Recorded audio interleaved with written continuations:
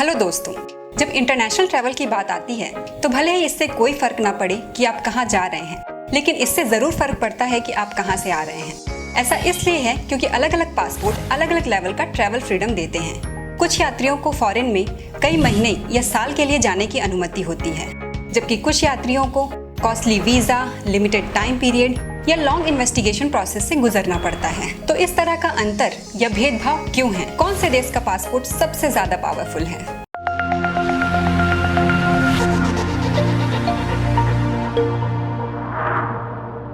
खैर, पासपोर्ट अपने देश के इंटरनेशनल लेवल को दर्शाता है। ज्यादातर पॉजिटिव डिप्लोमेटिक रिलेशन वाले देशों के पास ज्यादा पावरफुल पासपोर्ट होता है, क्योंकि उन देश के नेताओं ने सामूहिक रूप से बायलैटरल वीजा एग्रीमेंट पर हस्ताक्षर किया है। एग्जाम्पल के लिए, अफगानिस्तान के पासपोर्ट होल्डर्स को बहुत सीमित जगहों पर ही यात्रा की अनुमति है, क्योंकि वह देश कई अंतर्राष्ट्रीय संघर्षों में उलझा हुआ है। 2017 के पासपोर्ट इंडेक्स के अनुसार कुछ कंट्रीज के लोगों को बिना वीजा के प्रवेश की अनुमति है। सिंगापुर सबसे ज्यादा पावरफुल पासपोर्ट रखने वालों में से एक है। 1965 में इसकी स्थापना के बाद सिंगापुर के फॉरेन पॉलिसी को अंतर्राष्ट्रीय मित्रों को बढ़ावा देने के लिए तैयार किया गया था। आज सिंगापुर यूनाइटेड नेशंस में एक एक्टिव रोल प्ले कर रहा है। यह मलेशिया के साथ भी फ्रेंडली रिलेशन बनाए हुए है, जबकि मलेशिया में 50 साल से भी पहले से अलग अलग राज्यों में राजनीतिक तनाव पैदा हो चुका था। अपने अच्छे इंटरनेशनल बिहेवियर के कारण सिंगापुर को 156 देशों और प्रदेशों में वीजा फ्री ट्रैवल की अनुमति है, जिसमें यूरोप के सभी भाग शामिल हैं, जो कि ऐसा क्षेत्र है जहां पूरी तरीके से पहुंच हासिल कर पाना बेहद मुश्किल है। स्वीडन का भी फॉरेन पॉलिसी के लिए कुछ ऐसा ही अप्रोच है, इसलिए स्वीडन पासपोर्ट भी लगभग इक्वली पावरफुल है। स्वीडन 19वीं शताब्दी के शुरुआत के बाद से सशस्त्र लड़ाई में नहीं लड़ा है।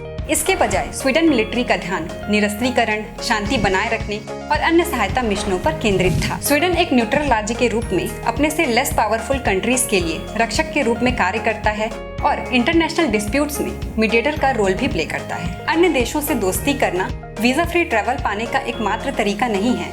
चीन जैसे कुछ देशों ने ट्रैवल फ्रीडम में बढ़ोतरी होती देखी है, क्योंकि उनके नागरिक औसतन अमीर हो गए हैं।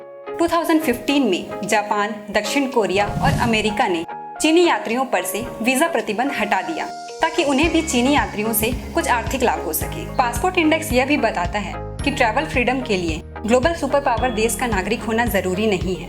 ट्रैवल फ्रीडम की बात की जाए तो संयुक्त राज्य अमेरिका चौथे स्थान पर आता है, क्योंकि वियतनाम जैसे कुछ देशों के साथ उसके संबंध अब भी कुछ हद तक तनावग्रस्त हैं। एक देश का ट्रैवल फ्रीडम उस देश के नागरिक के लिए बेहद महत्वपूर्ण है।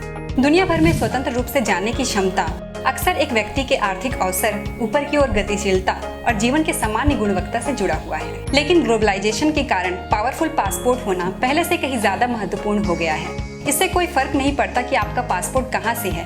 कुछ देशों में प्रवेश करना बेहद मुश्किल है, खासकर यदि आप किसी पर्टिकुलर नेशनैलिटी के हैं। फिनलैंड, जर्मनी, ब्रिटेन और स्वीडन के साथ साथ अमेरिका के पास दुनिया का मोस्ट पावरफुल ट्रैवलिंग प्रिविलेज है, जहां से 174 देशों के लिए वीजा फ्री एक्सेस प्राप्त है। आपको हमारा ये वीडियो कैसा लगा हमें कमेंट करके जरूर बताएं। अच्छा लगा हो तो लाइक करें, शेयर करें और ऐसे ही इंटरेस्टिंग वीडियोस के लिए मॉडर्न बाबा को सब्सक्राइब करना ना भूलें। धन्यवाद।